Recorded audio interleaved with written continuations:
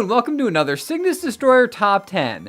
On the last episode, I talked about exclusive releases for my second favorite console, the Sega Genesis, and this time I'm going to put the focus on my first love, the NES. If there's one thing that Nintendo's 8-bit system was known for, it was platformers, and there were a ton of amazing entries in the genre during that era. Choosing just 10 from that enormous catalog is a gargantuan task, but I'm fully up to it. Before I get started, I want to go through the disclaimers very briefly. First of all, and this is the big one, so I might as well get out of the way, Mario does not make an appearance anywhere on this list. Now don't click off yet! The reason that I'm omitting those iconic titles is that they're a given for being at the top of the Nintendo hierarchy. Everyone knows and adores those games, so we'll just agree that they're fantastic, and I'll put the focus on slightly lesser known side-scrollers instead. I'm also going to limit my choices to one per franchise for variety's sake, and as always, this is of course just my opinion. Feel free to disagree with me all you want. That's what's great about top 10 videos. No two people will have the same picks. Anyway, now that that's settled, let's kick off the list with...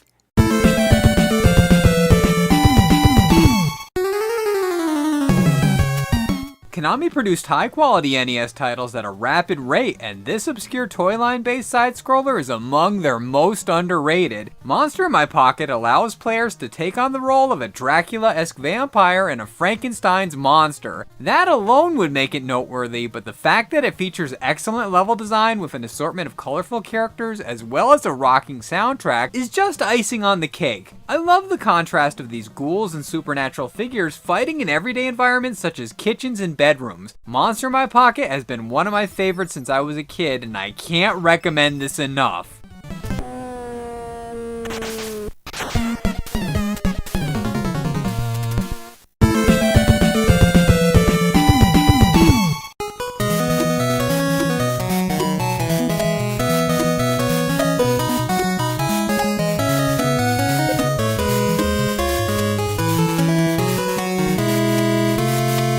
Hudson's Adventure Island 2 is another childhood rental and semi-obscure entry, but Master Higgins, the adorable chubby protagonist, could hold his own right alongside the big boys of the genre. Higgins traverses 8 islands in order to rescue Tina. The hammer-tossing skateboarder has to constantly eat fruit and vegetables to maintain his stamina, and he meets animal friends along the way to help him complete his quest. Adventure Island 2 doesn't offer much of a challenge, but it shouldn't always be about difficulty. Sometimes it's nice to just relax and breeze by stage after stage, and Adventure Island 2 is the perfect laid-back experience for just those occasions.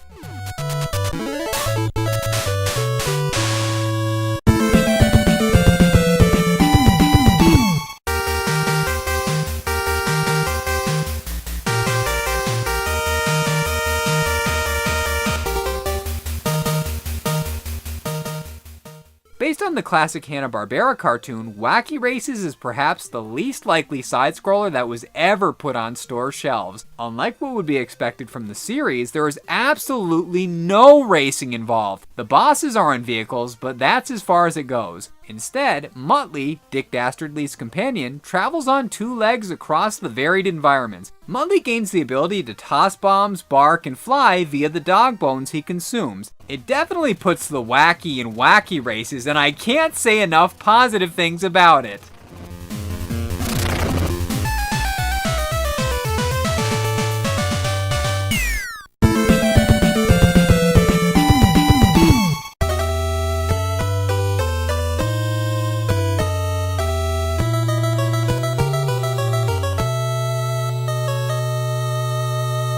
Wouldn't be an NES platformers list without including one of the Castlevanias, and my personal favorite is and has always been Dracula's Curse. This was the first Castlevania that I ever played, and it made quite an impression on me. Right from the cinematic rolling film reel intro, I knew I was in for something altogether new and different. 3 took the best elements of the original and improved upon it. On top of that, it featured multiple playable characters and introduced Alucard to the series. Without Dracula's Curse, there would be no Symphony of the Night, so it deserves a ton of respect and recognition. The only reason it didn't rank higher is the jumping mechanic, which has always been a flaw for Castlevania. Regardless, this game rocks, and it's a definite must-play.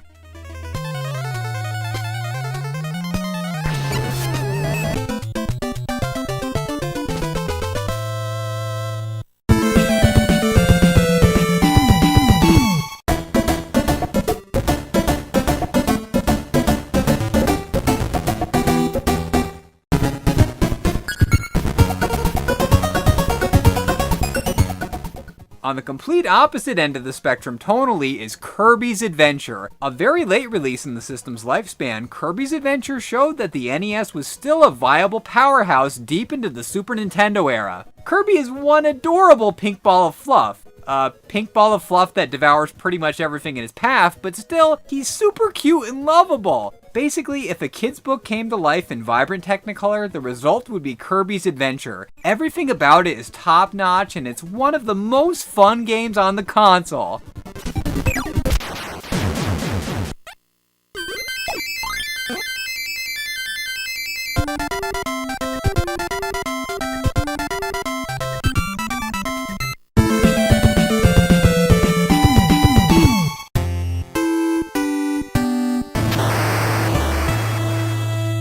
Another Konami gem. Contra and Super C are the run-and-gun equivalent of an adrenaline-charged roller coaster ride. Either one of them could take this spot, but I decided to give the nod to the original. Contra is timeless. It's the quintessential example of having to put in the practice to get good at something. Contra doesn't go easy on anyone. There are definitely harder games in the library, but it's still pretty brutal for first-time players. Once the necessary skills are gained, you feel like a total badass after taking down hordes of alien foes. Beating it without using a single continue or the code is still one of my biggest gaming accomplishments. There's a reason that the Konami of the 8 and 16-bit era is heralded as one of the greatest developers, and Contra is one of their works of art.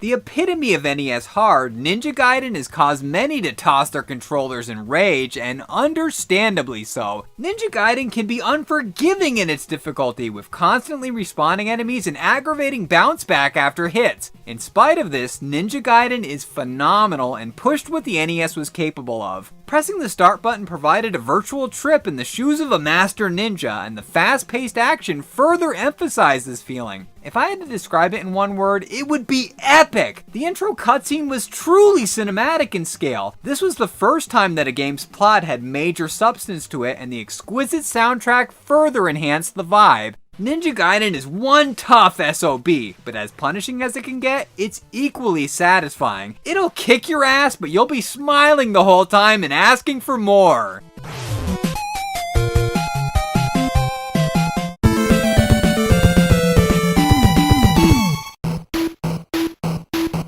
The Disney-Capcom partnership was a match made in heaven in the late 80s and early 90s, producing some of the finest licensed tie-ins ever made, but none showcased the creative genius of the pairing more than DuckTales. DuckTales captured the essence of the show to a T, but improved upon it. 8-Bit Scrooge was way cooler than he ever was in the cartoon. I don't recall Mr. McD ever using his cane as a baseball bat or pogo stick in the series, and that's just awesome! Scrooge's treasure hunt leads him all around the globe, accompanied with a bright and cheerful sounding soundtrack. It may be cliche, but the Moon theme really is one of the best songs ever composed.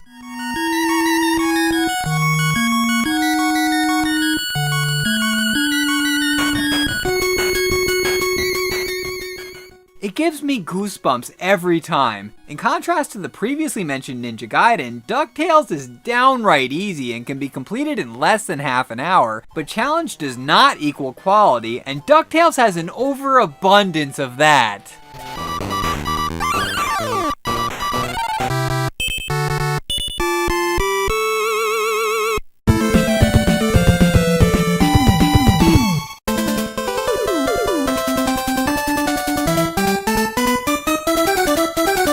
Capcom's mascot, the Blue Bomber, was a no-brainer for the top of this list, but narrowing it down to just one was very tough. 2 and 3 are equally as brilliant as far as I'm concerned, but since I wanted to stick with a single choice, I knew that it had to be 3. 3 retained everything that made 2 the masterpiece that it is and added to it. It gave us Rush, our doggy buddy that bailed us out of tricky spots, as well as the mysterious and intriguing Proto-Man. Really, my decision could have gone either way, but the clinching factor was the music, and specifically the title theme. It's my all-time favorite track from not just the NES, but all consoles.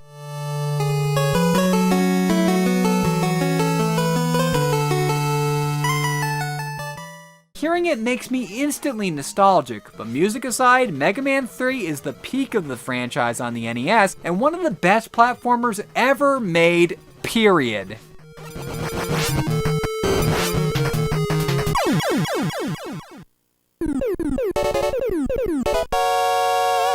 And now we're up to number 1. This might surprise newcomers to my channel, but longtime viewers probably saw this coming from the beginning. Without further ado, my favorite NES platformer is...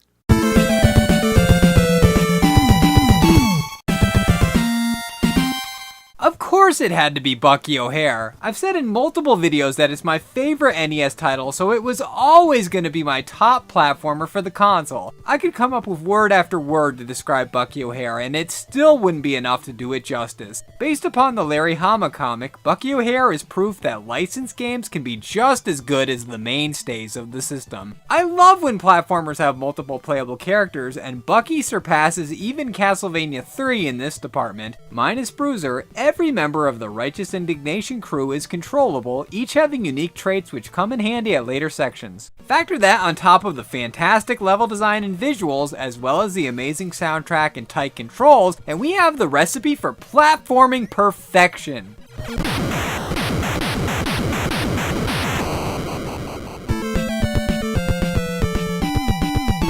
Bucky O'Hare takes first place, as I'm sure a lot of you expected it would, but every single one of these is worth checking out. Unfortunately, a few of these are quite expensive these days, so unless you have over $100 to spend, I would suggest going with emulation. Anyway, as I mentioned before, this was just my opinion, so if you disagree, that's fine. Feel free to share alternative picks in the comments. Also, special honorable mention to Batman, which only narrowly missed out since I just reviewed it.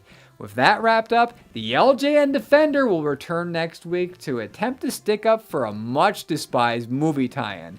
Until then, this has been Cygnus Destroyer, and I'll see you on the next Top 10. Bye guys! Thanks for watching, everyone. Like I said before, come back next week for the next LJN Defender episode. But of course, until then, I've got these videos that you can check out right now and these ones tie in with this video. So on the upper left hand corner, that is the first video that I ever made on YouTube, my Bucky O'Hare review. So that game is phenomenal. The video is well, of course, my first video, you know, it's all a learning process. I mean, it's still a good video, but I've grown so much, so it's neat to look back on it now, seeing how much I've grown. But anyway, check that out. Now, in the upper right hand corner, that's my Monster in My Pocket for NES review. I really like that video. I had a lot of fun making that video. I had a lot of really good ideas for that video. So yeah, it's still one of the videos that I'm most proud of that I made so far. So yeah, definitely check that out. Now on the bottom left, it's completely unrelated to the NES, but that's last week's Innocent Until Proven Guilty on Sonic the Hedgehog Genesis. Not Sonic the Hedgehog for Sega Genesis, Sonic the Hedgehog Genesis, the GBA port. So you should check that out, see how that game is. Yeah. So yeah, anyway, as always, for anybody who's new to the channel, if you like what you saw in this video, click that red box right there, and that'll subscribe to the channel, and you'll be able to keep up to date with all my current content. So come back next week, which is actually my birthday. So it'll be a birthday episode of LJN Defender on, like I said, it's a movie tie-in game, which, yeah, a lot of people hate this game. So yeah, it'll be interesting to see if I defend it. So until then, take care, everybody. Bye-bye.